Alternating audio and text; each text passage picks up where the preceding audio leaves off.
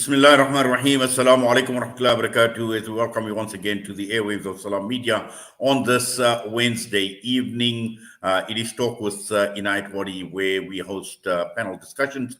We look at issues and we have an in-depth look at some of the issues. And just taking a look this evening as we welcome our listeners, our viewers on the various platforms of Salam Media this evening is to take a look at what is taking place around the world. Now, Islam has been under the radar, has been under the spotlight for a very, very long time for obvious reasons. And this is not only in the United States or with what is taking place in Palestine, but right across the entire Muslim world.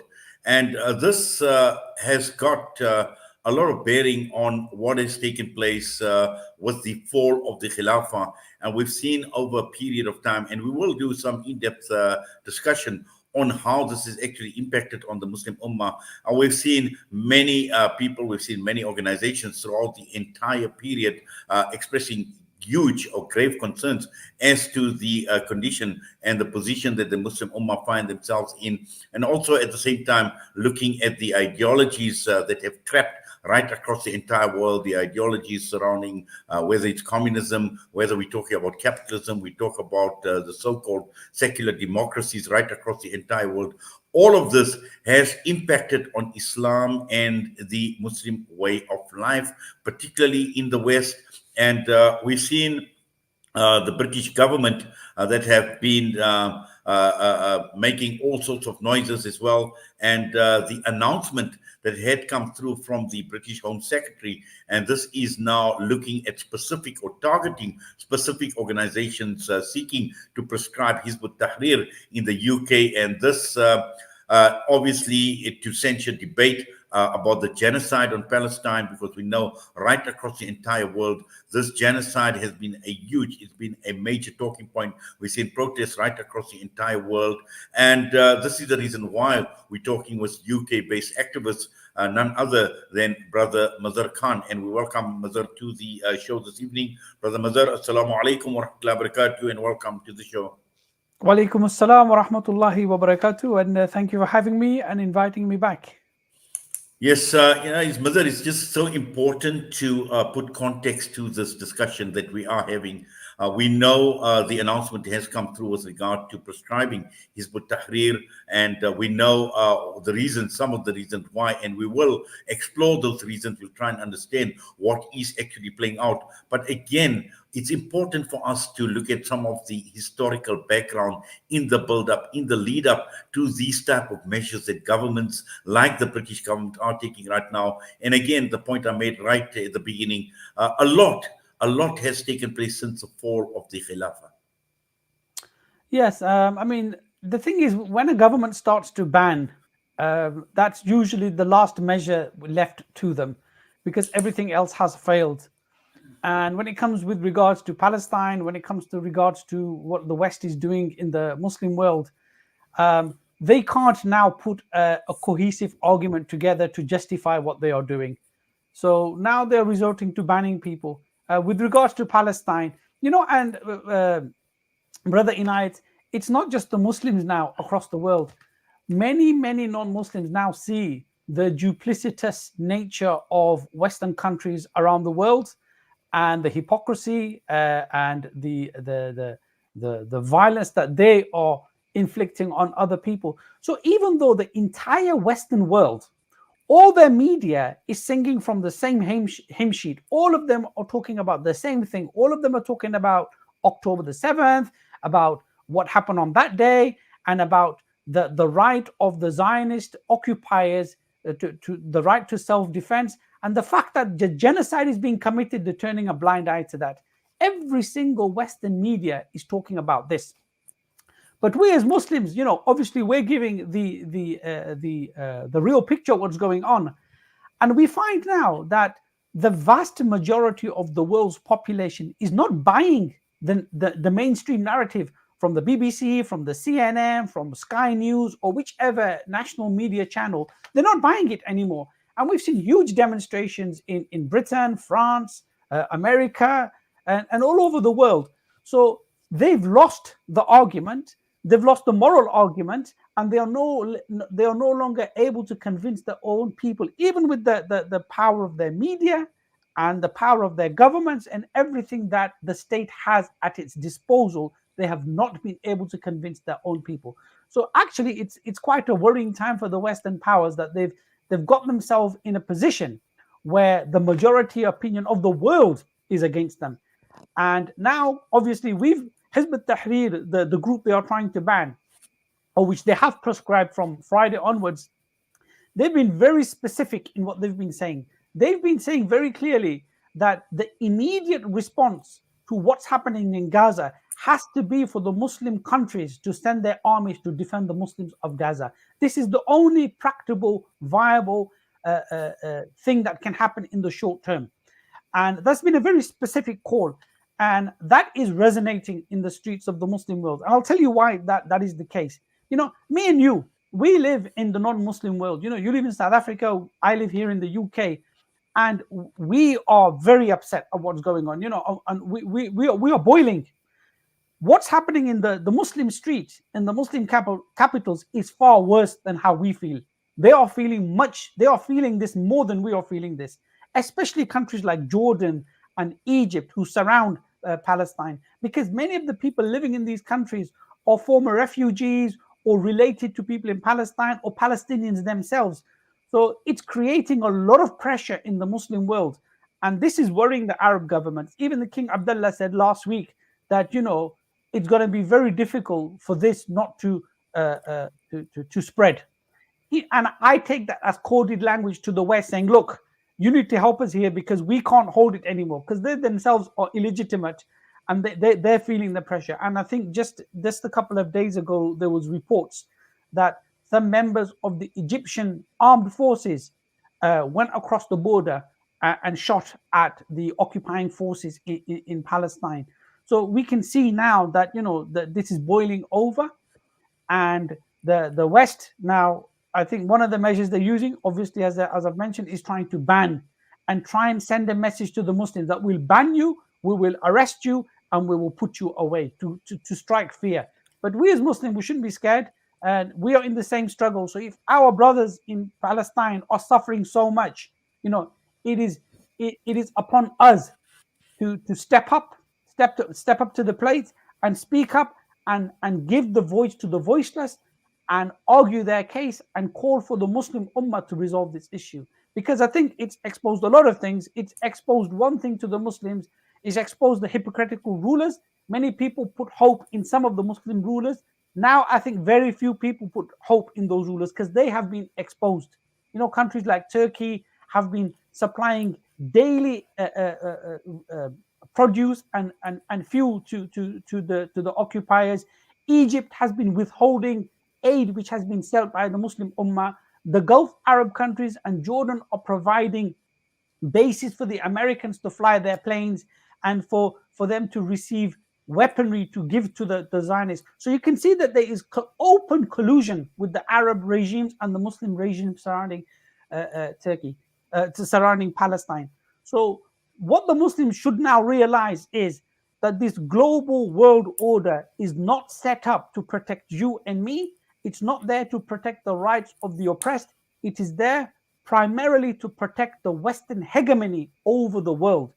So, it's very important that we understand that, so we don't put hope in the Western institution and the Western government.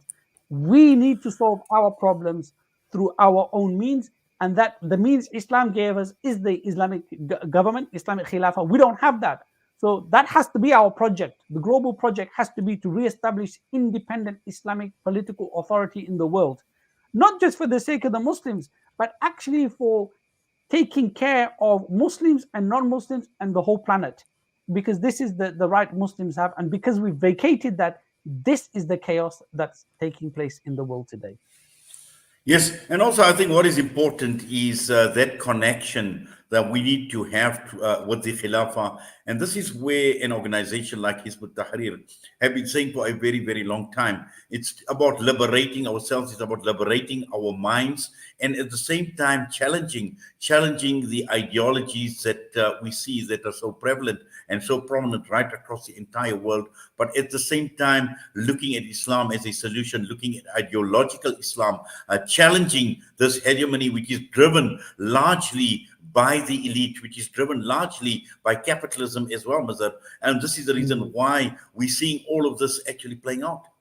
No, absolutely, Brother Inayet. I mean, for example, they say, no, we accept difference of opinion, we accept debate and discussion. They don't. Clearly, they don't. So if you say what they want to say, then they accept that, i.e., that's difference of opinion, that's diversity. No, that's not diversity. So, for example, they'll have political representation in the Western parliaments with ladies wearing hijab, with people who are Muslim, and they say, look, we are, multicultural. No, you're not, because these people have to speak with your voice. So you will get Muslim MPs, as we now know, supporting LGBT rights. We see Muslim MPs being silent on what's happening in Palestine. So they only tolerate us if we speak what they want us to say. If we say what we want to say, we find that they then want to ban us, prescribe us, they want to silence us, criminalize us. So you see that the mechanisms that they put in place for change are not for change. So when they say, no, speak to your MP, go to your parliament, write to your MP, going through the mechanisms they provide for us to bring change doesn't bring change, because whether it's your local politics or the international politics, it's got the exact same DNA of secular, liberal, capitalistic values, and it's there to protect their world order. And I'm very glad that South Africa has taken the Zionist occupiers to the court, to the ICJ, because people have seen that there's a very solid case to prove that genocide is currently taking place. You don't even have to be an expert. It's not hard. You just have to watch the scenes.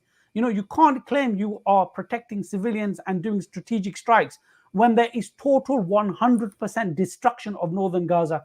There's no way you can argue that case. It's complete genocide. The politicians have said, we want to wipe these people out. So we see it's genocide. So when it goes to the court, if the court rules in the favor that it is genocide, then you will see that the court doesn't have any powers to do anything and will have to refer it to the Security Council. And the Security Council will not allow anything to happen like that against their colony in Palestine. So America will veto it. And that will actually show very clearly, if further proof was required, that these institutions are not there for everybody's protection. It is there to protect the Western world order. And it's not surprising that the United Nations and all of these institutions arose after the Second World War in order, and they've got 5 permanent members, i.e. the colonialist West plus China, in order to maintain that, like the mafia map out certain territories like drug dealers. This is my area where I'm going to sell drugs. That's your area where you're going to sell drugs. Let's all agree to cooperate. That's what the UN is. It's basically to maintain the balance of power around across the world, and to make sure that the secular liberal West is the dominant hegemonic power in the world. So anything that threatens that, they will not allow it to happen. And the Zionist colony is a very important part of their agenda, because it was created as a colony, as many Americans have said in the past, even as far back as I think it was Roosevelt. Was it Roosevelt? Roosevelt, I think it was. No, also more recently, one of the relatives of the JFK family. They said that it is like an aircraft carrier for us.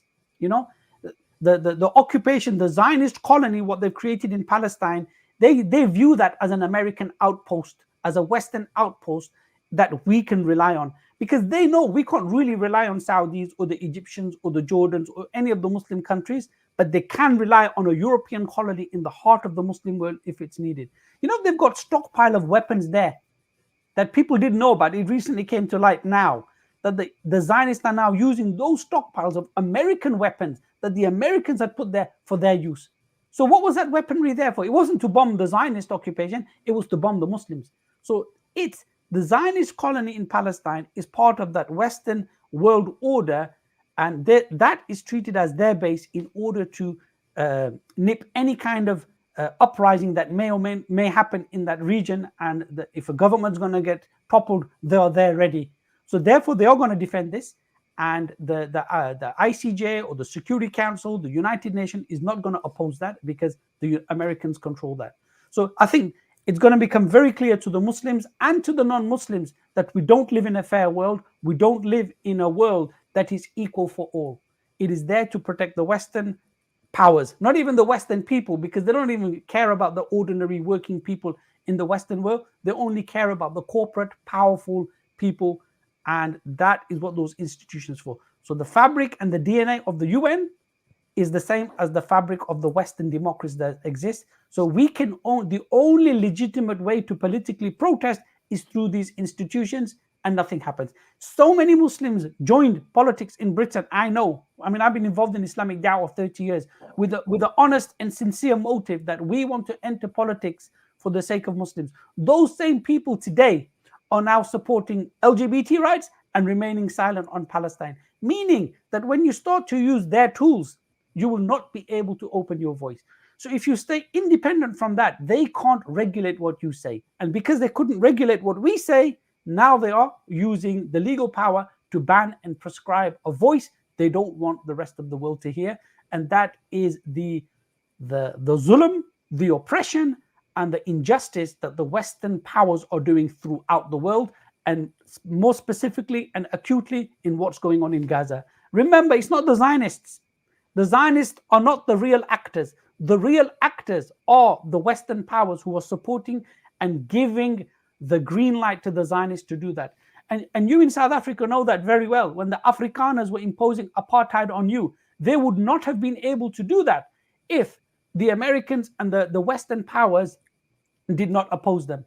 So the real support has been always behind the scenes, the British and the Americans and the Western powers. And that's what's happening in Palestine now. And this is something, which is now, it's important for the Muslims to understand that, and let the other people know that the population of the world, and that we Muslims should realize that we need to be now politically independent and have our own destiny and authority in our own hands, and not to rely upon Western institutions and Western nations for our protection and for our interests and for our well-being.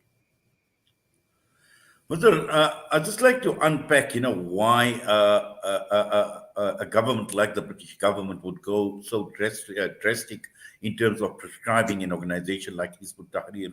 And just looking at British politicians, how petrified are they of an organization like Hizb ut-Tahrir and possibly others who may hold similar views?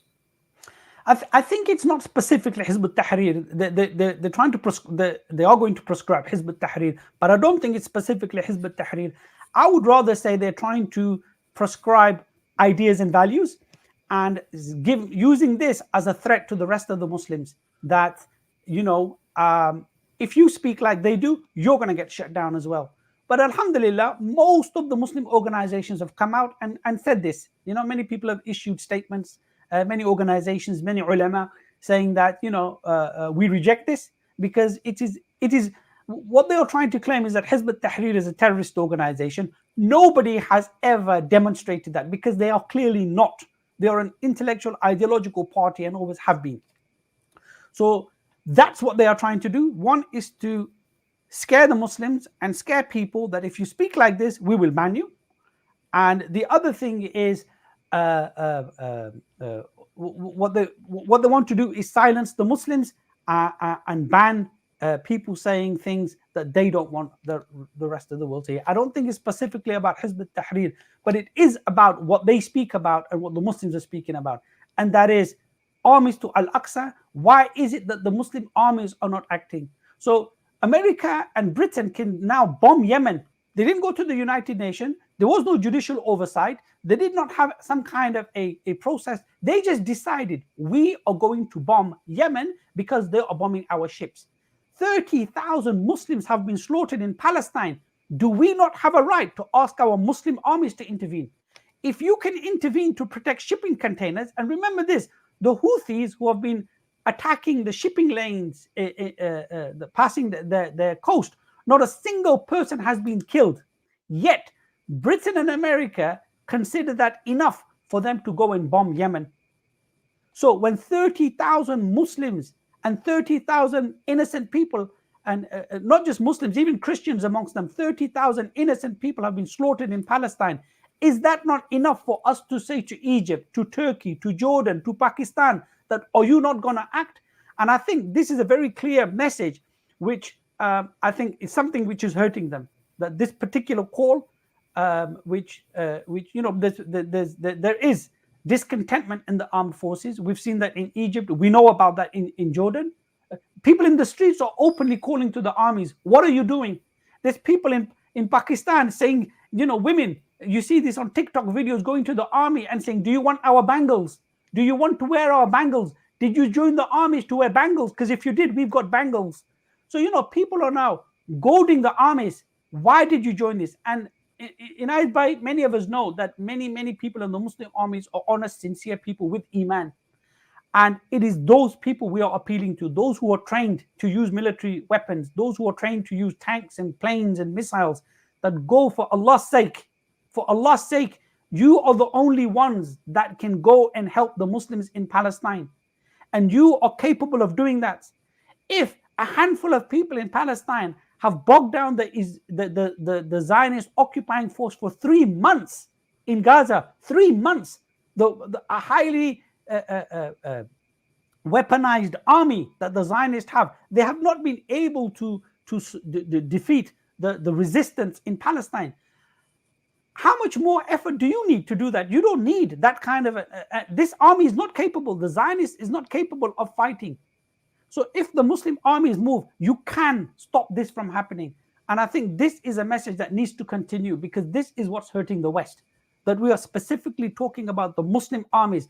Don't care about the UN, don't care about your kings and presidents, because the whole ummah is behind you, and you have our du'as, and you are able to achieve so much blessing that Allah subhanahu wa ta'ala will be pleased with you, that you are defending the lives of the honorable people in Palestine, and you are liberating that land. And you will go down in history as the Salahuddin of today, you know, of Muhammad al-Fatih of yesteryear, and you know, the great heroes of the Islamic history. You will be the new heroes, and you can be that. We can't do that because we are not trained to fight. You know, we are not an army. You are an army. It's your job, and you are capable. So this is what needs to be said very clearly to the Muslim people, and this is what is hurting the West, because they can't now argue against this. If you can bomb Yemen to save container ships, it is absolutely our right to call on the Muslim armies to disobey their governments, to disobey their presidents, not to care about international law. Why? Because the West doesn't care about international law. International law is a one-way street to keep you in check. It's not a fair game. These are not fair rules. Why should you subjugate yourself to rules which are not fair and which are one-sided and against your interests? So you need to move and liberate that land. And to be quite honest, you know, we should be confident in saying this, that the only time that the Jews and the Christians and the Muslims have been safe living together in Palestine is under the Sharia. And the West has never ever been able to achieve that. So we should not be shy from saying that we want Islam and we want the Sharia, because that guarantees the protection of the Jews and the Christian. Zionism cannot protect the life of the Jews like the Sharia can, and Zionism cannot protect the life of the Christians or anybody else like the Sharia can. And even in the Western world now, we see that when we speak up, we get banned. In the Islamic Sharia, Jews and Christians are allowed to practice their deen, and we will protect them with our lives. Yet they don't even extend that kind of protection to us. So Islam is superior, and nothing is superior to Islam.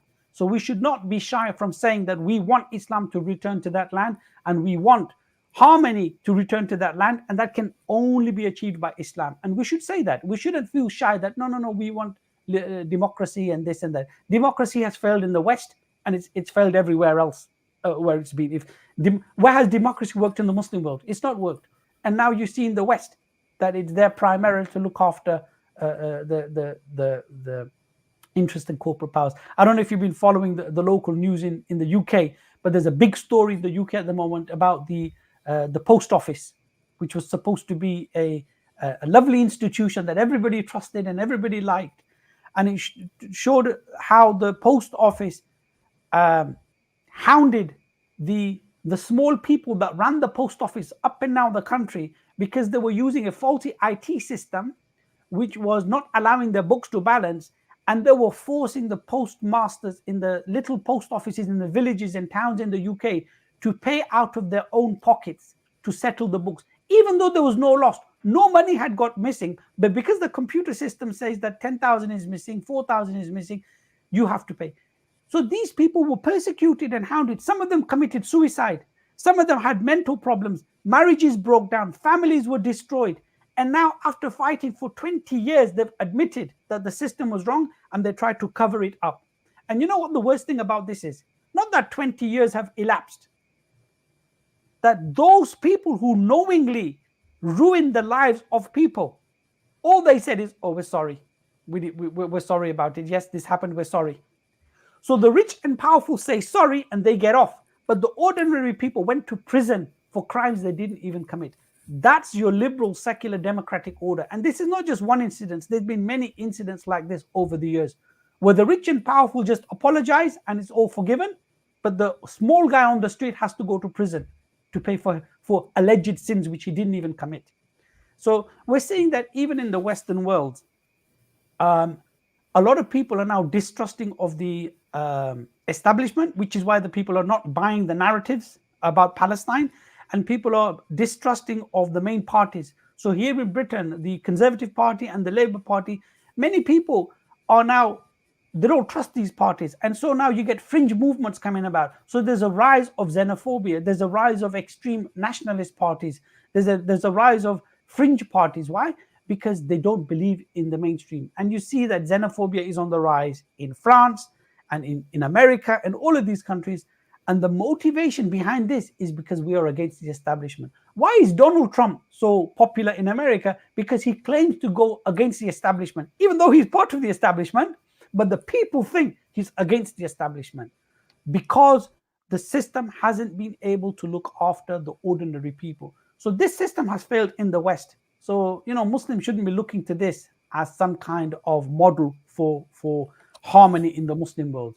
There's only one system for us, and that is Islam, and it's the only system that has proven to work over hundreds and hundreds of years in Palestine and elsewhere. So that's what we should call for, is for the Islamic solution, for the armies to Al-Aqsa, the unity of the Muslim Ummah. And this is what is hurting the West, because they know that if there is Muslim unity, you know, or Islamic political unity in the world, that's the end of Western hegemony in the world. And that is a relief for the non-Muslims of the world. The Africans will be able to breathe easy, that no longer will France and Britain and the Western world loot your resources, you know. So you will be able to, if you deal with the Islamic world, the Khilafah which will come, you will be able to enrich yourselves. The Khilafah is not come to loot your wealth. The Islam has come to enrich you. And this is what Islam did. Wherever Islam did, Islam enriched. So to talk about Spain being such a garden and a beautiful and advanced place, Islam beautified it. And they talk about the Taj Mahal and in India, Islam came to India and beautified and enriched it to such an extent that 3 European powers tried to colonize its riches. So wherever Islam went, Islam enriched and beautified. And wherever colonialism went, it caused genocide, slaughter, and looting. So Africa was looted, India was looted, and wherever they went, they did that. And the places where they went to stay, they committed genocide in order to hold those lands. So Australia, they committed genocide. So Australia, which was a black continent, is today a white continent. And America, which was what they termed the native Indians, the natives of that land, they were slaughtered, genocide was committed there, and now it's considered a white nation.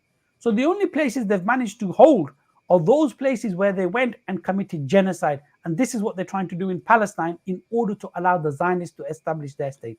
But we're not going to allow that to happen. We are not going to allow that to happen. And we are going to continue to speak up. And we are going to continue to point that this genocide is happening because of the Arab rulers which are supporting the Zionists in the occupation, because they are on the same side. And you know, somebody recently asked, they're surprised about the behavior of the Gulf states. And I'm saying to them, why are you surprised?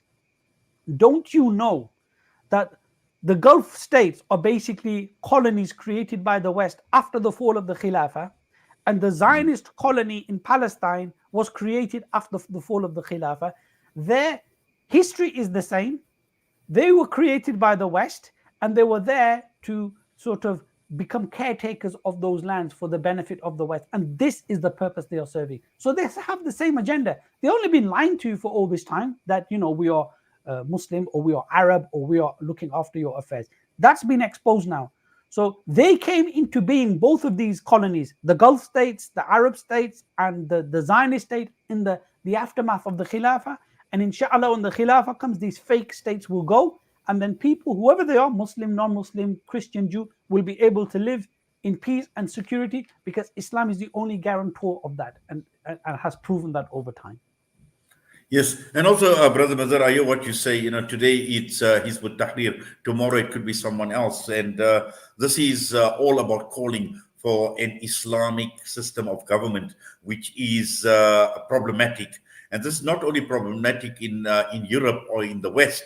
This has been problematic in the Muslim world as well, in the Arab world as well, where we've seen even organizations like Hizb ut-Tahrir have come under the radar, they've come under the spotlight in some of the Muslim countries. It's been problematic for them as well. But not only an organization like Hizb ut-Tahrir, we've seen what has happened with the Ikhwan al-Muslimin. We've seen what has happened with the Muslim Brotherhood after the Arab Spring. So anybody that remotely even call for an Islamic system of governance is a problem and must be banned.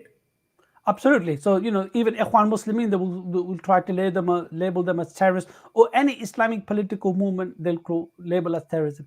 And this, so, you know, like Palestine, has, like you're pointing out here, like Palestine has exposed the international world order, it exposed the international institution, it's also exposed the values that they claim to believe in. So, you know, they prided themselves on, you know, we believe in freedom of speech, and we believe in the right of other people to express their opinion. And you hear these journalists, you know, from time to time saying that I may not agree with you, but I will die and defend your right to say what you say. Well, where are you now? You know, where are you now? When governments are banning people, where are you now defending that right for other people to say what they want? So they can say these things like it's easy to talk, it's difficult to walk. You know, you got to talk the talk and walk the walk. And we find when it comes to walking, you find that the West, and not just the West, any kufr, it comes short. So the institutions have been exposed to be one-sided, and their values, which they claim, are now fallen by the wayside. And, you know, they can't. So, you know, they can't justify this in any other way. So what they do is they ban. So, like I said, institutions have been exposed, and even their values have been exposed. Well, definitely. But just looking at now you know, as you mentioned, that there have been a huge debates. There's been huge discussion as a result of this decision by the Home Secretary regarding Hizb ut-Tahrir. The Muslim community, you know, you mentioned that, you know, there has been a lot of concern, but also support in terms of why an organization like Hizb ut-Tahrir should not be banned. What are some of the options? How do you mean options? In terms of, you know, challenging the motivation behind prescribing Hizb ut-Tahrir as a terrorist organization. I mean, I can't go into details of that, but for sure we will challenge it.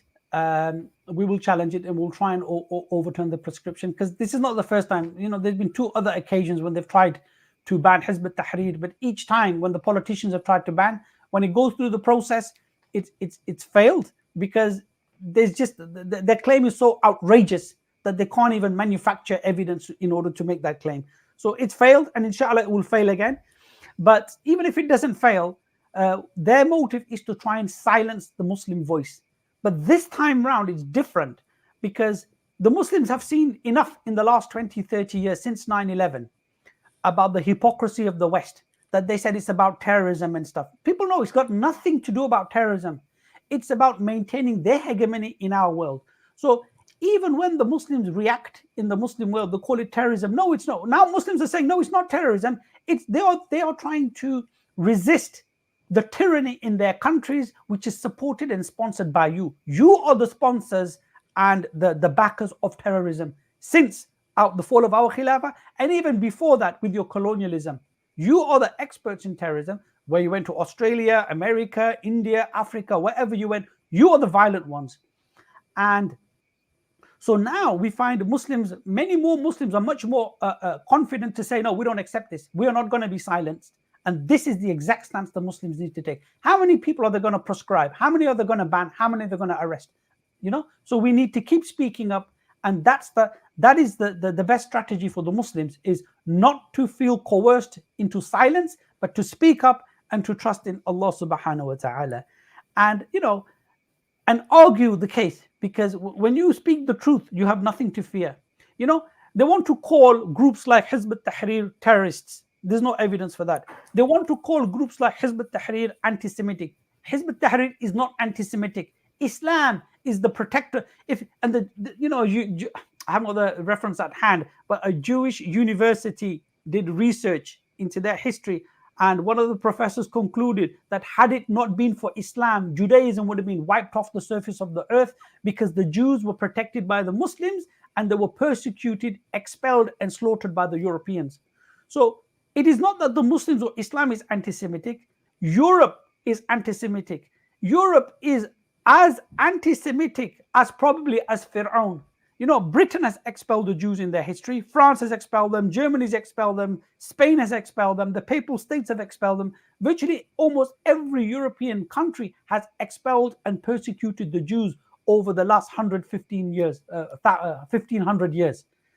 And even before that, but I'm just talking about the Islamic time span. In that time when Islam has been on earth, they have been persecuted from day one in Europe. And so now when they try to claim that, oh, we are the friends of the Jews, no, you are not the friends of the Jews. You are not the protectors of the Jews. You have got a 1500-year history and more of persecuting and slaughtering and expelling Jews. So don't claim that you are not anti-Semitic. It is in your DNA that you are anti-Semitic. And they found refuge in the Muslim world. Now they are claiming to be, we are not anti-Semitic, because they want them to create a colony in Palestine, which they can use in order to maintain their control. So as Muslims in the West, when they try to ban us and silence us, we should speak the truth and say, we are not anti-Semitic, you are anti-Semitic. Never in Islamic history have Jews been expelled, rather they have been protected. We are not anti-Semitic. We are not the terrorists. You are the terrorists. You are the ones who have gone and colonized and committed genocide, not just in Australia and in America. You're doing it today in Gaza. This genocide you are committing today is what you have always done, what you did in Australia, what you did in America, what you did in the Africas, what you did in India. You are doing it, but now we are witnessing it in real time, with live camera footage, and we are witnessing your brutality that you have inflicted on the world for hundreds and hundreds of years. And now it's high time the Muslims speak up and say, we are the only protectors for the whole of humanity, for the Muslims, for the Jews, for the Christians, for people who have no faith. Only we can create harmony and peace on this world. So, and it's high time that we realize that we need to resume the responsibility Allah subhanahu wa ta'ala gave to us when he created Adam alayhi salam, like he says in Surah Baqarah, when he says that I have created Adam to be a Khalifa on earth.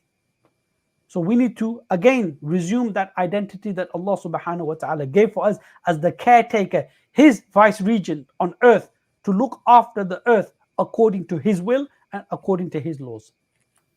Yes, and also, speaking of anti-Semitic, because it seems to be central to this entire move on the part of the Home Secretary talking about anti-Semitic. South Africa has basically challenged the global order. South Africa's taken the case to the ICJ, and we've seen similar accusations now being leveled against South Africa in terms of anti-Semitism as well. No, absolutely. I mean, people there in South Africa, you occupy a unique position in that you are part of the English-speaking world, yeah? But you are not under the yoke of the Anglo-Saxon white people, like in America, like in Britain, like in Australia, where they are following this CVE agenda of what they call preventing terrorism under the guise of silencing the Muslim voice.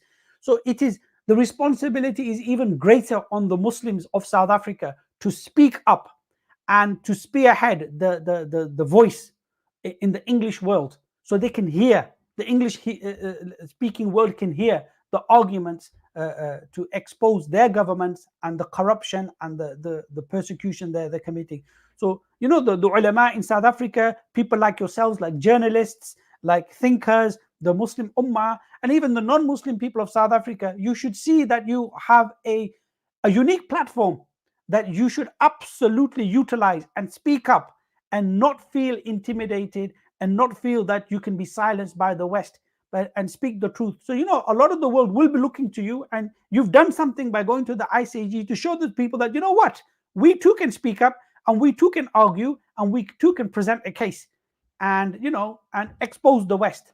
So you threw off the apartheid yoke that they put on you. Maybe you can begin something to throw off the yoke of the corporate capitalist hegemony over the rest of the world, and maybe play a part in bringing back the light of Allah subhanahu wa ta'ala in the Muslim world. Maybe you can act as the Medina for the campaign of resuming Islam back in the world, to be the support for Islam and speak up on behalf of the oppressed in Palestine, and speak up for those people who are not able to speak up in the Muslim world. So, you know, that responsibility is greater on our shoulders. So we should use that, inshallah, especially the Muslims of South Africa. Inshallah. Brother Mazhar, we've got about 3 minutes. Just some final thoughts. Final thoughts, you know, this is a struggle.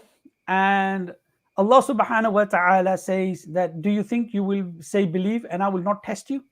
So indeed, Allah will test us. And as believers, that, you know, when test comes our way, this should reassure us even more that this is what Allah promised.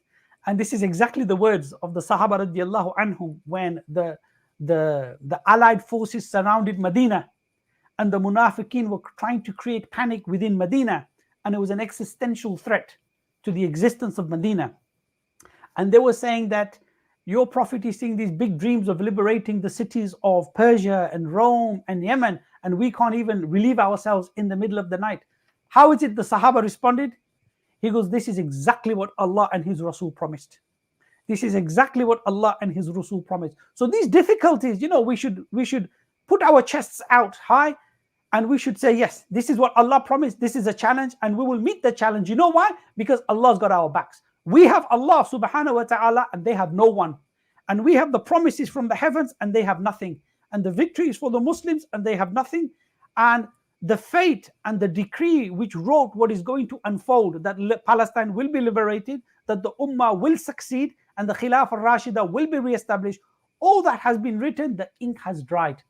The ink has dried. So we should be full of confidence that what Allah promised is true, and we see that the enemies of Islam are resorting to the worst kinds of tactics of banning, imprisoning, and all of the Guantanamo and everything which has happened over the last 30 years. It's time that we moved and pushed and allowed the decree of Allah to unfold and bring about the liberation of Palestine, and bring about, like Rasulullah spoke about, that when the Khilafah returns to Al-Quds, that it will be the final resting place of the capital of the Khilafah. So the script has been written, but it's for us to unfold the destiny which is ahead of us, inshallah. Inshallah. Well, Jazakallah khairan so much for that, and for your time as always, Brother Mazhar, being with us here in the company of Salam Media, inshallah, and looking forward to further engagements with yourself and the brothers and sisters out in the UK. But for now, we thank you. Allah accept, Allah reward your efforts, and once again, appreciating your time. Assalamu alaikum wa rahmatullahi wa barakatuh. Wa alaikum salam wa rahmatullahi wa barakatuh. Mazhar Khan, UK-based activist, with us this evening on part one of tonight's discussion talk with Inayet Wadee right here on Salam Media. We've got a lot more to unpack, and we will be taking a look at the ICJ case. And by now, many of us have had the opportunity to digest what had unfolded at the International Court of Justice last week, Thursday and Friday. We've seen a lot of analysis, we've seen a lot of views, we've seen a lot of preempting in terms of the outcomes of the case as well being done, and looking at things like the strong points, the loopholes, and we're going to unpack all of that when we come back after this in the company of Advocate Islam Bawa and attorney Yusha Tayyip. So stay with us, don't go away.